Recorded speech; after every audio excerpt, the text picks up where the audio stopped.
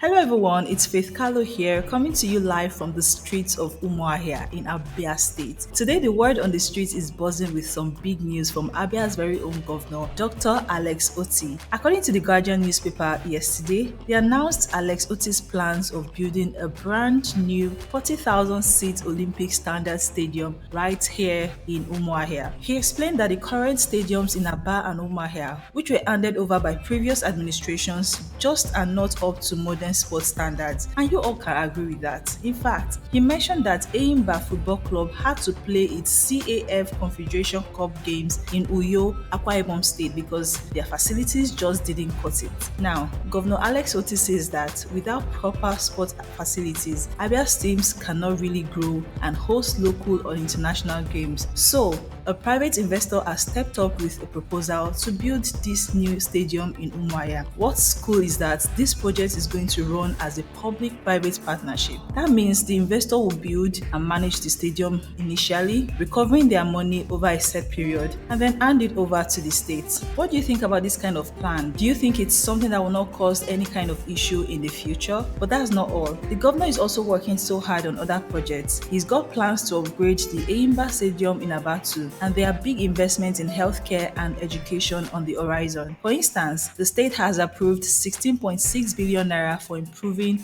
secondary healthcare, and there are plans to hire about 5,000 new teachers. It's all about boosting the state's infrastructure and making life better for everyone. The stadium project is set to kick off in the middle of 2025. Let's hope it will start, let's say, May, June of 2025, right? And it promises to bring a fresh, modern look to the sports scene in Abia State. So, what do you think about this huge development? Will a new top-notch stadium change the game for local teams? Let us know in the comments and stay tuned to Ebony People TV channel for more updates from Abia and beyond.